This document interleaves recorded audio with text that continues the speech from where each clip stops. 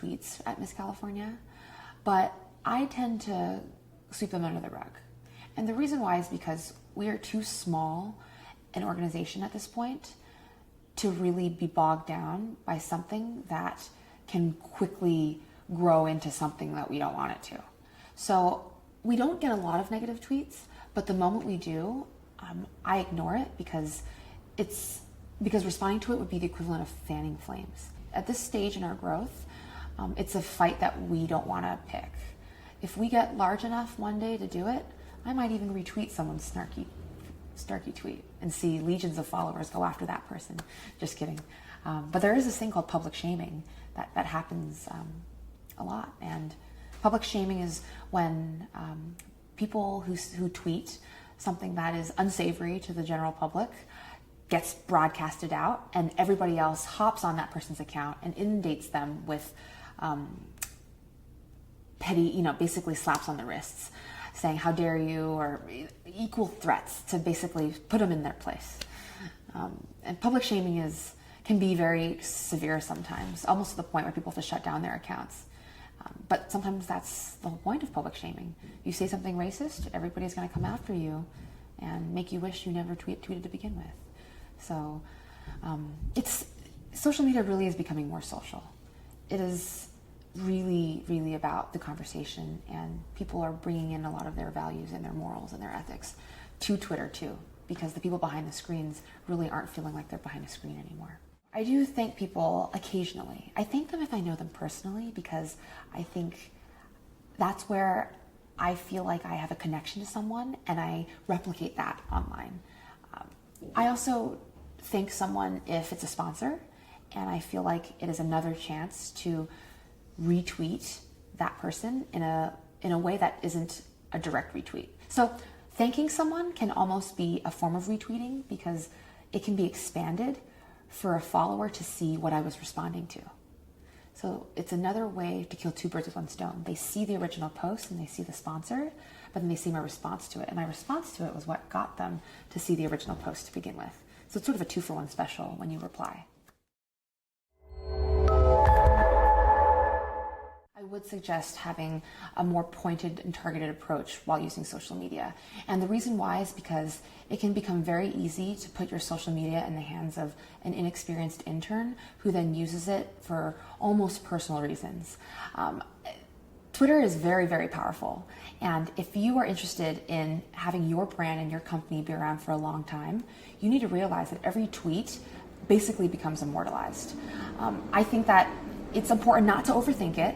And, when in doubt, tweet. Just make sure to really rethink your language and to understand why the content you're posting is important and relevant. This is why there are lots of social media managers who are particularly good at digital media management, because they understand that you're crafting a story. And every single time you post, that is, you have an attempt to win over somebody. You have an attempt to engage a user in a way that your competitor isn't. So I really encourage all individuals and all companies who are interested in really enhancing their brand to really rethink and to really clarify their message, because social media is just another channel and another stream by which you can reach your consumers and your customers. It's very powerful, but it can also be easily misused. Even people who have personal accounts whose jobs are to manage the public relations of a larger brand, a lot of these lines are becoming blurred. So I'd recommend, even if you have a personal account, remember that if you are the founder of a company or if you work for that company, your Twitter by peripheral association is a part of that brand now. So I also recommend to younger people, students, people who just get their phones when they're in 8th grade, be very careful, because everything you post is permanent and it's forever. Even if you delete it, you never know if it's been up on someone's newsfeed long enough for them to take a screenshot and save them in their Dropbox. I think it's worth emulating big companies that are well known because they have a big budget for PR, they have a big budget for social media marketing. And I think we've seen instances of airlines, for instance, being very cheeky with each other. And that's amusing too, because that in and of itself creates content.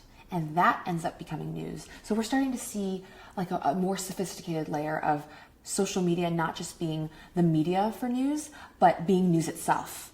It's news that people are using social media to do these interesting things. How they're using it becomes news, not the media itself. So it's interesting to see in the future how that will continue to change as social becomes more social and less media. Social media is particularly good for B2C businesses because most consumers are going to be on Twitter. If they don't have it for their personal reasons, they might do it for work. And even then, it's a chance to really capture a usership and a demographic that you otherwise wouldn't be able to. I worked for a company called Mailbox, and I love the team at Mailbox. I think that how they handled social media is a way that I want to emulate if I was to start a company. And the reason why they're good is because they use social media as a form of support.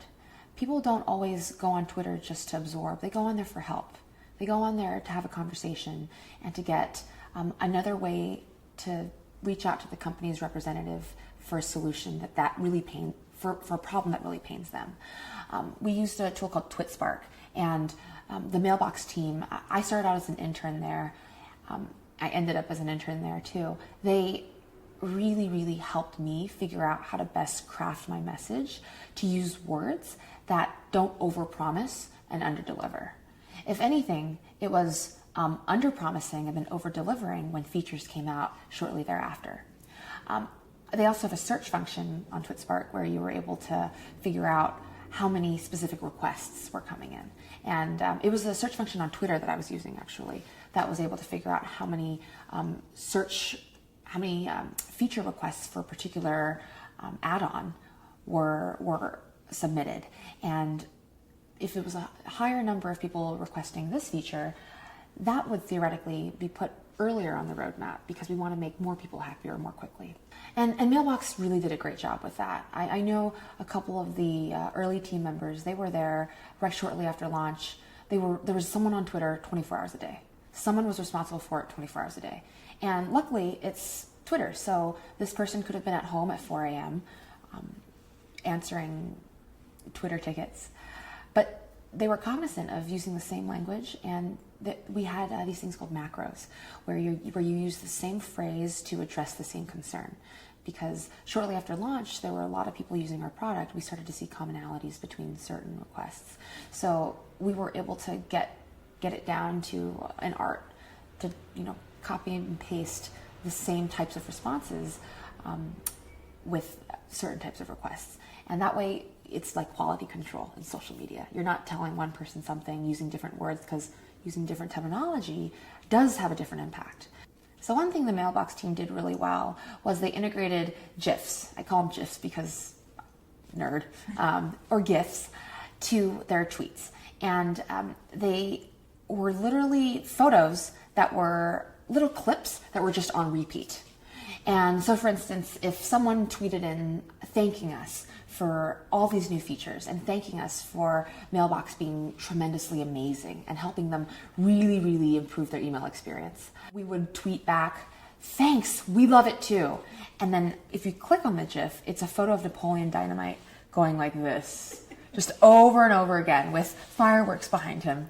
And it's cheeky and it's fun, and it adds a layer of engagement that is not just constrained to text. And because our brand is trendy, we're open, we're transparent, we're clean, we're friendly. All of those values really have to come in with every tweet. And I think that's something Mailbox team did really well, and they continue to do it.